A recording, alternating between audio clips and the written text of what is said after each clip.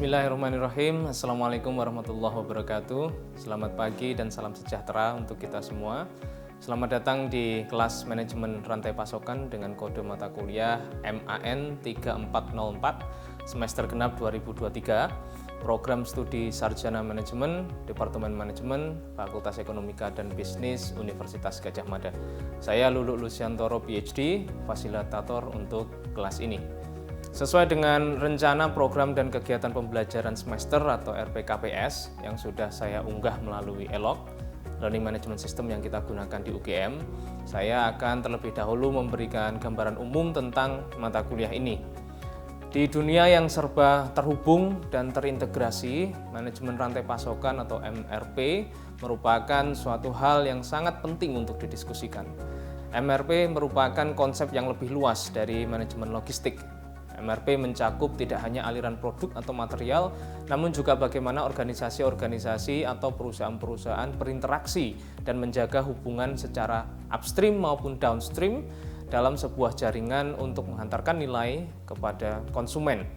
Sebagian studi bahkan berpendapat bahwa kompetisi ke depan tidak hanya terjadi antar perusahaan, namun antar rantai pasokan perusahaan-perusahaan tersebut. Oleh karena itu, pengelolaan aktivitas-aktivitas rantai pasokan secara tepat dapat membantu perusahaan-perusahaan mencapai keunggulan bersaing secara berkelanjutan. Mata kuliah ini dirancang untuk membekali mahasiswa dengan pemahaman konseptual dan diskusi praktikal terkait manajemen rantai pasokan. Mata kuliah ini juga membantu mahasiswa mengembangkan kemampuan manajerial dan memantik pemikiran kritis tentang bagaimana mengelola rantai pasokan secara efektif dan efisien.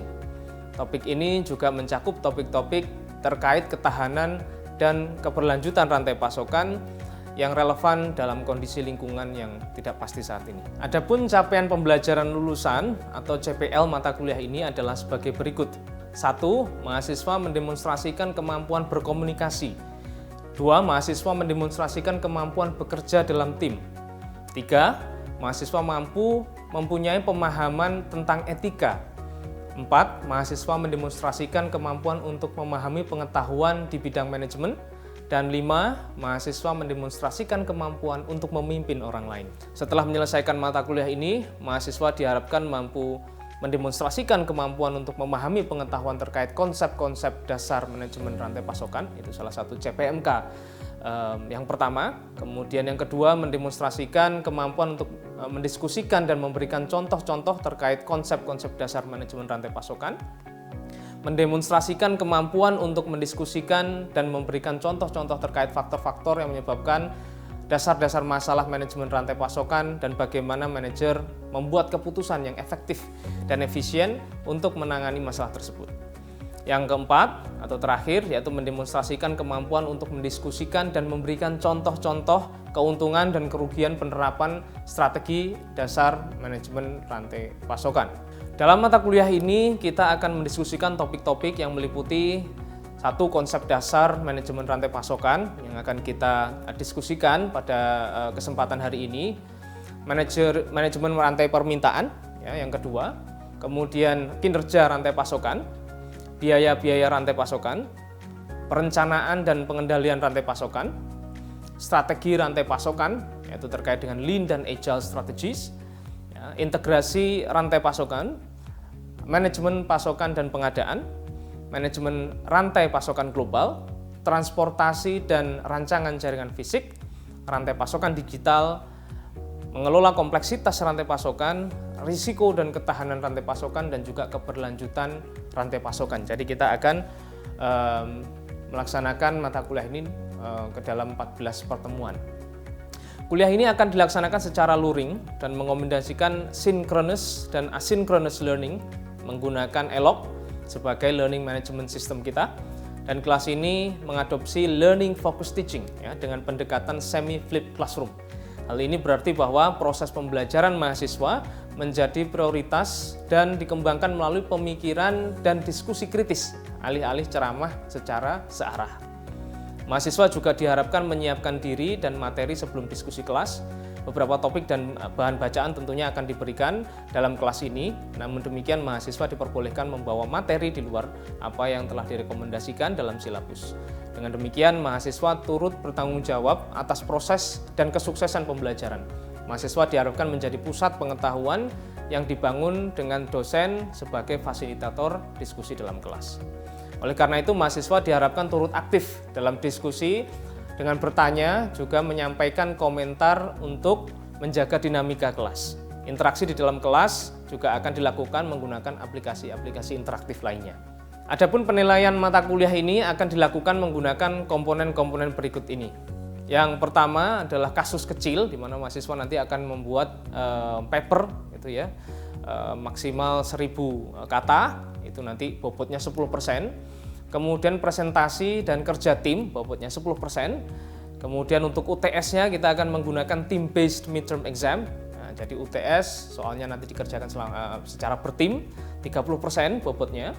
Tugas akhir individu 30%, kemudian akan ada kuis selama perkuliahan berlangsung 10%, dan kontribusi individu dalam diskusi kelas 10%. Nilai akhir akan diberikan dalam bentuk huruf. Informasi terperinci terkait dengan mata kuliah ini telah tertuang pada RPKPS yang sudah saya unggah pada Learning Management System kita di UGM, yaitu ELOK. Baik, saya kira itu pengenalan awal ya, atau deskripsi umum tentang mata kuliah ini. Selanjutnya kita akan masuk pada sesi perkuliahan kita yang pertama yang akan membahas tentang konsep-konsep dasar manajemen rantai pasokan. Baik, teman-teman, untuk sesi kita pada siang hari ini sesuai dengan deskripsi yang tadi sudah saya sampaikan dan sesuai dengan RPKPS ya yang sudah saya unggah di ELOK. Ya. Nah, kita akan membahas tentang konsep dasar manajemen logistik dan rantai pasokan, tetapi nanti kita akan fokus lebih banyak pada konsep dasar manajemen rantai pasokan. Ya. Namun sebelum itu, ya, kita perlu sepakati dulu, ya, setelah mengikuti sesi ini mahasiswa diharapkan mampu untuk memahami konsep dasar manajemen rantai pasokan. Yang kedua, setelah mengikuti sesi ini, diharapkan teman-teman juga mampu memahami perbedaan antara manajemen logistik dan manajemen rantai pasokan. Nah, sebelum kita mulai masuk ke materi, saya mohon teman-teman untuk berpartisipasi ya dalam aktivitas kelas ini. Ya, saya mohon teman-teman yang hadir di kelas, ada juga mungkin yang hadir di Zoom, ya, secara daring. Silakan teman-teman memilih satu barang favorit yang ada di rumah teman-teman. Ya, satu barang favorit.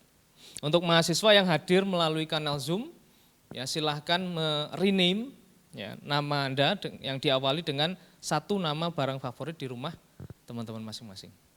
Ya, jelas ya instruksinya ya, satu barang favorit yang ada di rumah teman-teman masing-masing.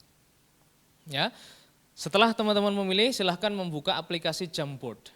Ya, ini web-based application, silahkan teman-teman bisa mengakses itu, ya, yang di rumah juga boleh mengakses, ya, melalui tautan ini, dan ini sudah saya upload juga di ELOK, ya. Jamboardnya berjudul Perjalanan Barang Favorit, ya, Perjalanan Barang Favorit. Kemudian di Jamboard itu ada fitur sticky notes. Nah, silahkan teman-teman menggunakan fitur sticky notes untuk menuliskan kemana saja barang favorit teman-teman berjalan sebelum sampai ke rumah teman-teman. Gitu ya. Jadi bayangkan teman-teman punya barang favorit tertentu di rumah, mungkin jam tangan, mungkin handphone gitu karena sering chattingan gitu ya, atau sering akses internet, Instagram dan seterusnya. Kira-kira sebelum masuk ke rumah teman-teman, sebelum ada di meja teman-teman, di rumah mungkin ada meja belajar, perjalanan dari barang itu kemana saja? Ya, itu yang saya ingin teman-teman memetakan, ya. Nah, ini yang sudah teman-teman isi dan teman-teman yang mungkin yang di rumah ya di Zoom sudah mengisi, ya. Apapun barang favorit teman-teman gitu ya, ini bisa di kucing, pulpen, mungkin HP dan seterusnya gitu ya. Itu akan melalui proses ya yang cukup panjang bisa jadi, gitu ya. Ada yang langsung dibeli dari toko, Anda datang langsung dari toko. Ada yang kemudian mampir dulu ke gudang tadi ya misalnya ya. Kemudian ikut truk gitu ya kemana-mana gitu ya, masuk ke retailer gitu ya. Bisa jadi kemudian lewat ke supplier dulu gitu ya, tadi ada yang mungkin mengembangkan kucing dan seterusnya itu. Kemudian lewat distributor, lewat just tip bisa jadi ya, ini lagi ngetren juga ini just tip dari luar negeri gitu ya, banyak yang keluar negeri jasa titip siapa yang mau gitu ya. Kemudian pakai delivery ya. Kalau teman-teman lihat ini kan masih scattered ya, jadi teman-teman bisa ambil dari manapun, bisa beli dari manapun, perjalanannya bisa dari manapun. Coba kalau kita restrukturisasi proses ini ya, coba bayangkan dari awal hingga akhir gitu ya. Kalau diruntut dari hulu hingga hilir itu seperti apa? Nah, itu teman-teman sebenarnya bisa melakukan itu juga di Jamboard, bisa diubah-ubah sticky notes-nya, sehingga teman-teman bisa urutkan ya, mulai dari teman-teman mendapatkan barang itu dari hulunya gitu ya, dari sumbernya sampai kemudian sampai ke tangan teman-teman di rumah. Ya, nah ini kurang lebih gambarannya ya, kalau kita bisa gambarkan seperti ini. Mulai dari supplier tentu ya, yang paling ujung gitu kan supplier gitu ya. Kemudian bisa jadi kemudian masuk ke pabrik ya. Kemudian bisa jadi itu dari pabrik ke gudangnya ditransportasi menggunakan truk gitu ya. Kemudian masuk ke distributor. Nah bisa jadi truk itu ke sini ya, jalan gitu mundar-mandir ke sini ya. Distributor baru nanti akan didistribusikan ke entah teman-teman membuka online shop dari rumah misalnya atau ke toko gitu ya, offline store. Ya. Nah dari sini mungkin teman-teman order dari rumah gitu ya. Konsumen tingkat akhir order melalui ya toko online tertentu begitu ya, itu akan dikirimkan melalui jasa kurir atau jasa just tip dan lain sebagainya. Ya, intinya kita bicara apa di sini? Kita bicara alur produk, gitu ya, dari supplier ke end customer. Ya, ketika kita bicara product flow, yang tadi ya alirannya itu, kita bicara tentang logistik. Nah, jadi kalau teman-teman mungkin berpikir logistik itu sesuatu yang intinya harus kita butuhkan Pak, kita bawa kemana-mana kalau mau naik gunung itu ya sedia mie instan misalnya gitu ya, minuman gitu ya, gula atau kompor dan lain sebagainya gitu ya. Tapi logistik itu bukan terkait dengan produknya itu sendiri ya, tetapi proses atau product flow di sini ya. Jadi fokus pada logistik itu adalah product flow, atau disebut juga sebagai material management. Nah kita tidak akan fokus membahas logistik pada kesempatan hari ini, walaupun itu salah satu yang akan nanti kita bedakan apa dengan konsep rantai pasokan. Nah konsep logistik itu adalah konsep yang mengawali konsep rantai pasokan. Ya, nah, sejarahnya sudah sangat panjang sejak Perang Dunia I, Perang Dunia II itu sudah mulai ada studi tentang logistik ya, logistik perang dan lain sebagainya gitu. Ya. Jadi secara umum logistik itu bicara tentang manajemen material plus distribusinya. Jadi fokus pada flow of products.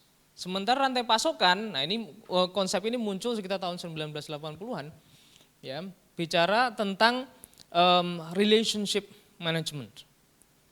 Nah, tidak sekedar logistik masuk ke situ, flow of products masuk ke situ, tentu kita harus memastikan bahwa produk itu sampai ke tempatnya sesuai dengan spesifikasinya, tepat waktu dan seterusnya. Tetapi yang lebih penting di sini adalah relationship antar supply chain actors. Tadi kan ada supplier, ada toko, ya ada gudang, ada manufacturer dan lain sebagainya, pabrik dan seterusnya. Tentu mereka adalah organisasi-organisasi yang bisa jadi berbeda.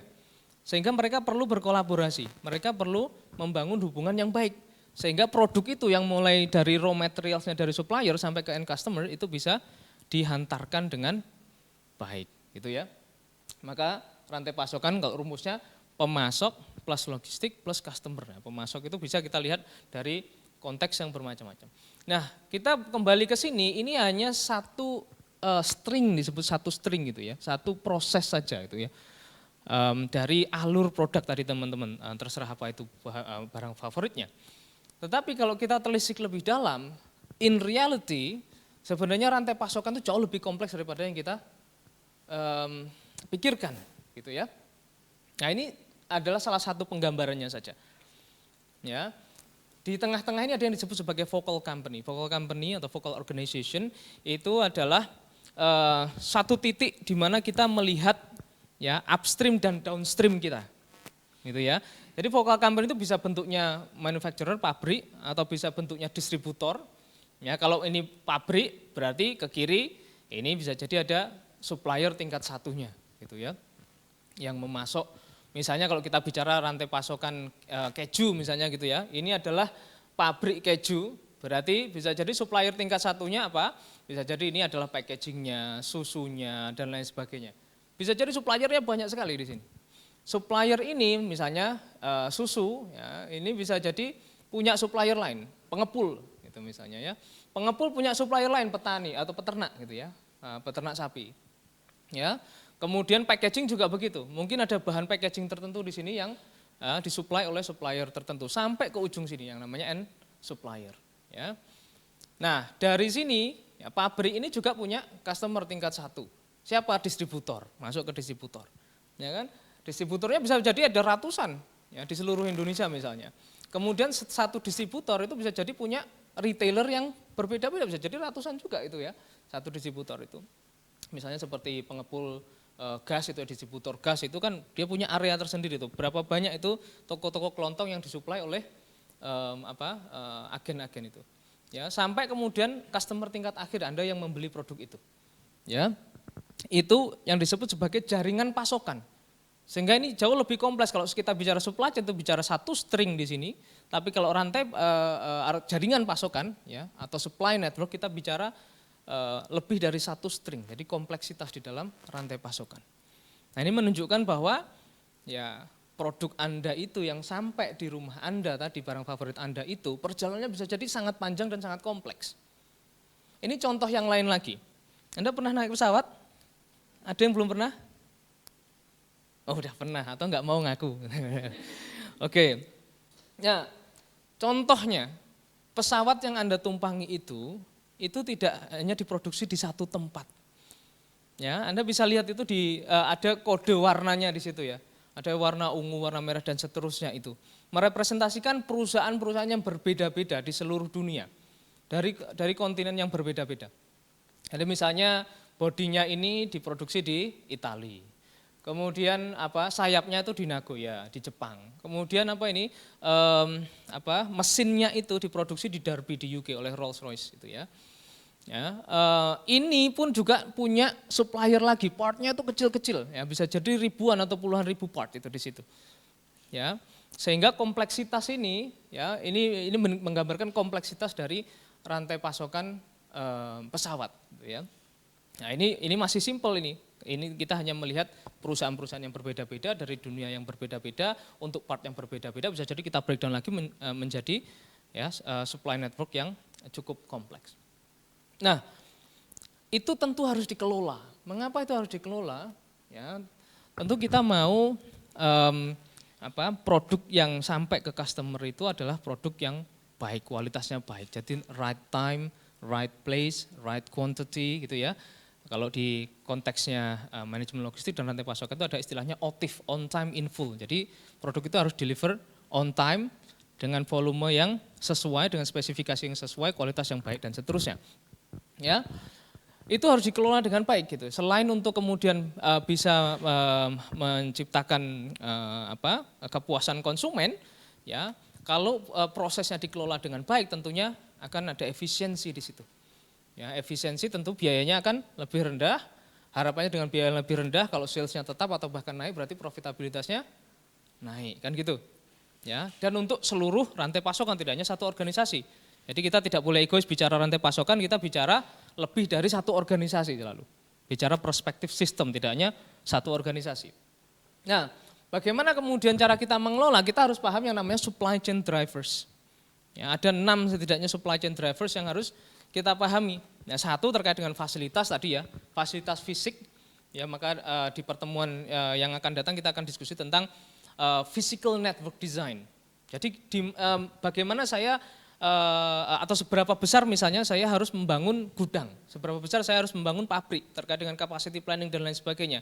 Saya harus menempatkan pabriknya di mana, gudangnya di mana, ya, distribution centernya di mana. Itu tentang fasilitas, itu harus dikelola. Yang kedua tentang sediaan, ya, tentu teman-teman perlu nyetok barang gitu ya untuk produk-produk tertentu. Ya, kita akan diskusi lebih lanjut nanti terkait dengan strategi lean and agile strategies gitu ya.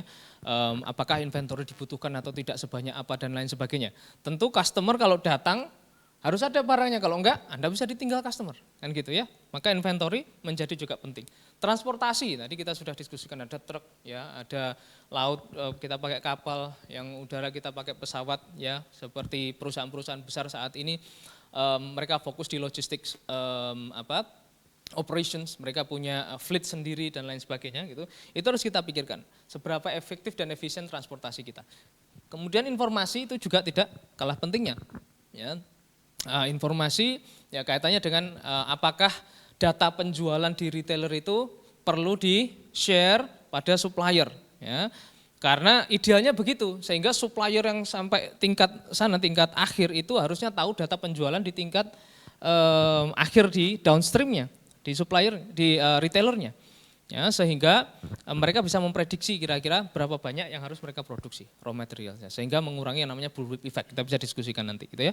Kemudian pengadaan juga penting. Siapa supplier yang harus saya pilih, ya. Kemudian raw material seperti apa ya yang menjadi standar perusahaan saya gitu ya, kualitasnya seperti apa dan seterusnya. Itu ya. Termasuk kemudian harga ini juga menentukan. Kalau harganya terlalu tinggi Anda nggak bisa jual dengan margin tertentu, berarti akan mengurangi profitabilitas Anda. Nah, kan seperti itu ya. Nah, 6 supply chain drivers ini perlu dipahami.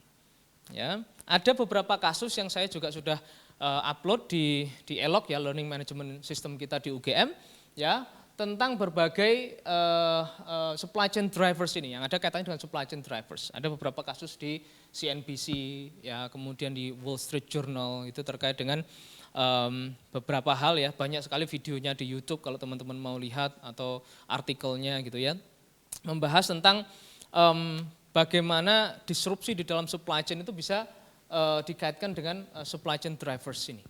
Ya, salah satunya misalnya di elemen transportasi gitu ya, di Amerika, di Inggris di sekitar awal 2022 akhir 2021 ya, mereka menghadapi kondisi krisis karena mereka shortage untuk truck drivers. Nah, sehingga yang terjadi apa? Produk-produk yang masuk ya melalui pelabuhan mereka ya, itu tidak bisa didistribusikan ke wholesaler maupun ke retailers karena tidak ada drivernya. Artinya elemen transportasi menjadi kunci di situ. Produknya, kontainernya menumpuk di pelabuhan. Itu terkait dengan transportasi. Itu ada kemudian kasusnya yang teman-teman bisa ikuti di CNBC maupun di Wall Street Journal. Informasi misalnya ya, itu juga menjadi sangat penting. Misalnya kenapa kemudian di Amerika banyak gitu ya, waktu itu di awal-awal tahun 2022 banyak kapal-kapal yang tidak bisa bersandar di Port of Los Angeles. Ya, ada sekitar 65 lebih kapal yang tidak bisa bersandar. Kenapa? Karena ternyata ada demand influx itu. Permintaannya banyak sekali ya di Amerika untuk e-commerce ya, tapi kemudian pelabuhannya nggak siap, kapasitasnya kurang siap. Karena mereka harus ya impor dari Cina gitu. Yang terjadi adalah ya itu harus ngantri untuk masuk ke pelabuhan, ditambah lagi shortage untuk truck driver. Jadi elemen informasi juga penting, sejauh mana demand saya akan tumbuh ke depan misalnya. Dan dari mana saya akan menyuplai produk itu. Ya.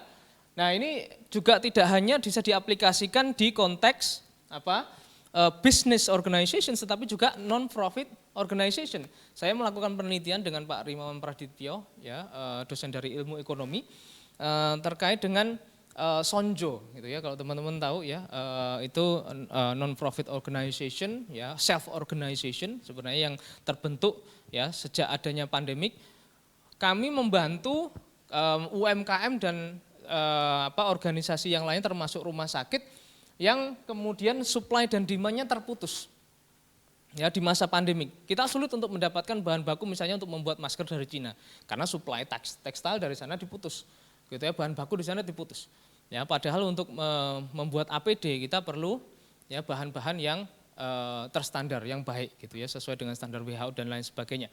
Ya, ini menjadi penting ya. Kemudian waktu itu ada asymmetric information gitu. Orang-orang tidak tahu gimana nih, supplier saya sudah tutup, ya saya nggak punya demand, saya punya barang yang banyak tapi nggak bisa terserap, gimana caranya? Akhirnya kemudian muncullah Sonjo, itu self-organized social group yang membantu menjembatani antara supply dan demand, menyambungkan kembali supply dan demand. Kalau teman-teman tertarik, ini penelitian tahun 2022, saya publikasikan di International Journal of Operations and Production Management. Itu salah satu jurnal top di bidang operations dan juga supply chain di sana. Nah, itu hanya beberapa contoh saja, ya. bagaimana kita bisa menggunakan paradigma rantai pasokan ya untuk kepentingan organisasi baik itu bisnis maupun non bisnis atau non profit organization. Nah, sekarang saatnya kuis ya. Saya yakin teman-teman sudah siap untuk kuis. Ya, kalau memperhatikan saya yakin bisa. Silakan teman-teman buka menti.com ya, menti.com. Kemudian teman-teman masukkan kodenya 623119. Oke, sudah siap ya? Pertanyaan di bawah ini salah kecuali MRP hanya fokus pada pengelolaan aliran produk atau material. Manajemen logistik disebut juga manajemen hubungan antar organisasi. MRP adalah manajemen logistik dan pengelolaan hubungan pemasok dan konsumen.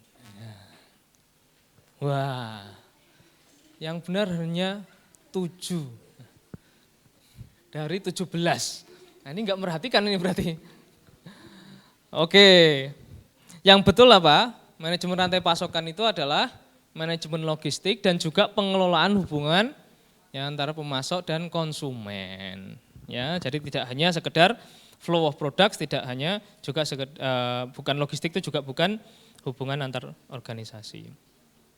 Oke, fokus. Satu lagi hanya 2 pertanyaan ya. Berarti kalau salah satu ya 50 ya. Gitu ya. Oke. Siapa yang paling unggul di sini? Wah, Lingga. Mana Lingga? Angkat tangan. Wah, ini paling cepat. Yang FA itu siapa Eva? Oh iya, Eva. Eva siapa namanya? Faris Amri. Oke. Next. Masih ada kesempatan menyusul. Pertanyaan kedua.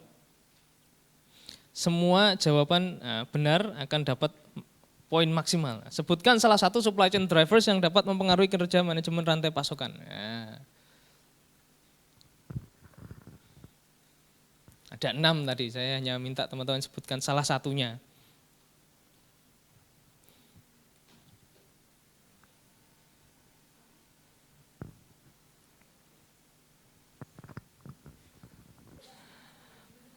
Oke, itu berarti yang banyak menjawab itu. Fasilitas, harga, informasi, transportasi itu betul. Yang lainnya berarti belum ada yang menjawab gudang dan time. Ya.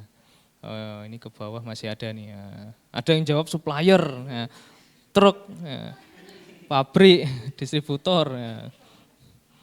Oke, kita lihat siapa yang unggul. Apakah masih? Wah, FA dan Tom. Wah. Iya, FA. Wah, selamat untuk FA, tepuk tangan untuk FA. Ya.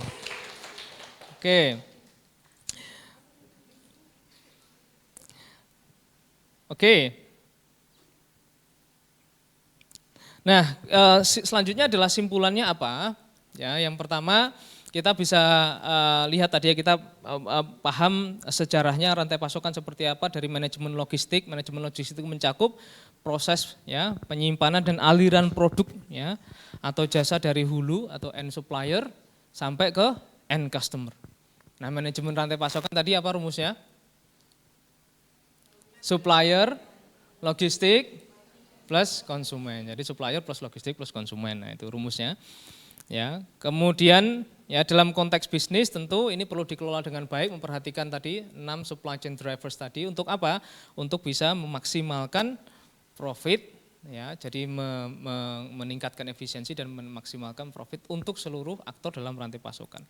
Ya, kemudian yang terakhir, manajemen rantai pasokan juga tidak hanya diaplikasikan di konteks business organization, tetapi juga bisa juga diaplikasikan di non for profit organization. Ya, untuk persiapan materi sesi selanjutnya, ya saya sudah upload di Elok 2 video ya, tentang supply chain strategies, lean and agile strategies, yang kedua tentang supply chain performance. Silahkan dipelajari, ya kita akan bertemu lagi minggu depan. Referensi yang saya sampaikan tadi di slide itu juga sudah saya upload di Elok, silahkan diakses. Ya, kurang lebihnya saya mohon maaf, sampai bertemu minggu depan. Wassalamualaikum warahmatullahi wabarakatuh.